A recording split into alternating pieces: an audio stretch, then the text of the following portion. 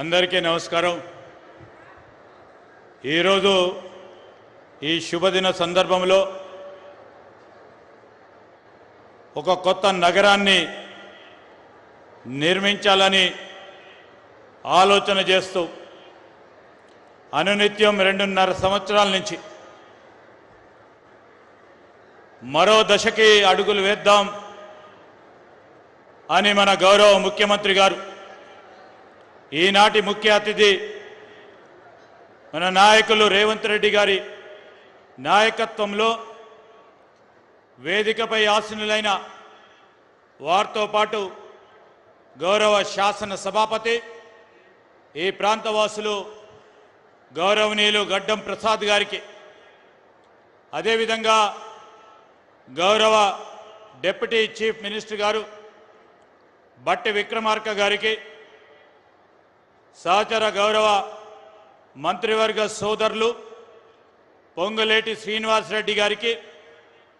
ఈ ప్రాంతానికి సంబంధించిన గౌరవ శాసన సభ్యులు మల్రెడ్డి రంగారెడ్డి గారు అదేవిధంగా గౌరవ పార్లమెంట్ సభ్యులు వేం నరేందర్ రెడ్డి గారు గౌరవ పార్లమెంట్ సభ్యులు అనిల్ యాదవ్ గారు గౌరవ వేదికపై ఉన్న గౌరవ శాసన సభ్యులు కసిరెడ్డి నారాయణ రెడ్డి గారు కాల యాదయ్య గారు సోదరులు శంకరయ్య వీర్లపల్లి గారు అదేవిధంగా మనోహర్ రెడ్డి గారు సోదరులు నవీన్ యాదవ్ గారు రాజ్ ఠాకూర్ గారు ప్రభుత్వ విప్ శాసన మండలి సభ్యులు అద్దంకి దయాకర్ గారు ఈ ప్రాంతవాసులు మాజీ మంత్రి గారు శాసన మండలి ప్రభుత్వ చీఫ్ విప్ సోదరులు గౌరవనీయులు మహేందర్ రెడ్డి గారు అదేవిధంగా ఈ ప్రాంతాలకు సంబంధించిన చైర్మన్ సోదరులు ఫహీం గారు కానీ ఈ ప్రాంతం నుంచి ఈరోజు ఆనాడు కూడా ఈ ప్రాంతవాసుల పరంగా పోరాటం చేసిన పెద్దలు ఈరోజు అగ్రికల్చర్ కమిషన్ చైర్మన్గా ఉన్న కోదండరెడ్డి గారు అదేవిధంగా ప్రభుత్వ సలహాదారులు పెద్దలు గౌరవనీయులు సీనియర్లు సుదర్శన్ రెడ్డి గారు చైర్మన్లు సోదరులు చల్ల నరసింహారెడ్డి గారు జ్ఞానేశ్వర్ గారితో పాటు ఈరోజు ఈ ప్రాంతానికి సంబంధించి సోదరులు KLR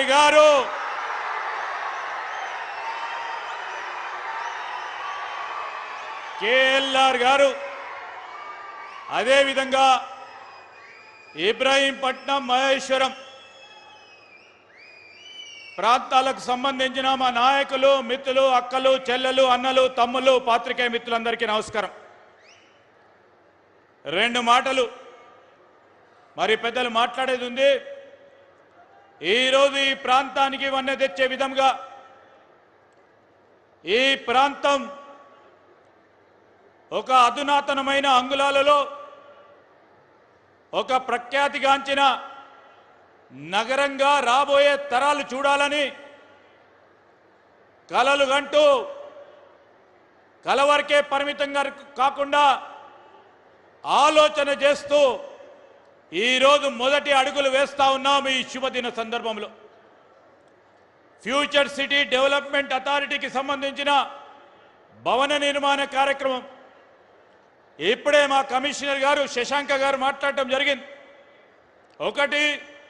future city development authority, ఈ అథారిటీకి సంబంధించి అనేక గ్రామాలు అనేక ఈ మున్సిపల్ పరిధిలో ఉన్న ప్రాంతాలన్నిటిని కూడా ఒక అడ్మినిస్ట్రేటివ్ యూనిట్గా రాబోయే కాలంలో ఈ ప్రాంతాలన్నిటికీ సంబంధించి ఆ ప్రాంత వాసుల జీవన శైలిలో మెరుగుతనం తీసుకోవాలి, నాణ్యతను పెంచాలి, మౌలిక సదుపాయాలు పెద్ద ఎత్తున తీసుకెళ్లాలి। ఇక్కడ కావాల్సిన రోడ్లు కానీ ఇక్కడ కావాల్సిన మన డ్రైనేజ్ సీవరేజ్ విషయంలో కానీ త్రాగునీరు విషయంలో కానీ ఈరోజు ప్రధాన నగరాల్లో ఉంటున్న విధంగా ఈ ప్రాంతవాసులకు అందజేయాలని ముఖ్యమంత్రి గారి ఆలోచన మేరకు ఈరోజు ఫ్యూచర్ సిటీ డెవలప్మెంట్ అథారిటీ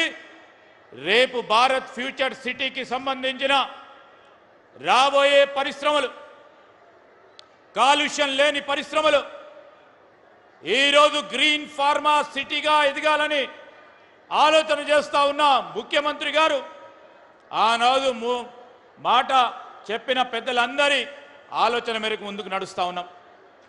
ఈరోజు ఈ ప్రాంతం ఈ విధంగా డెవలప్ చేయాలని, ఈ ప్రాంతాలకు సంబంధించిన, ఈ గ్రామాలకు సంబంధించిన మా అక్కలు, చెల్లెలు, అన్నలు, తమ్ములందరూ కూడా మీరందరూ కూడా త్యాగం చేసి, త్యాగానికి ఆనాటి ప్రభుత్వం సరి అయిన విధానంలో నష్టపరిహారం ఇయ్యలేదు. మా ప్రభుత్వం, కాంగ్రెస్ ప్రభుత్వం వచ్చిన తర్వాత ముఖ్యమంత్రి రేవంత్ రెడ్డి గారి నాయకత్వంలో ఎవరికి అన్యాయం జరగకూడదని చెప్పిన మాటపై నిలబడాలని, నష్టపోయిన రైతాంగ సోదరులకి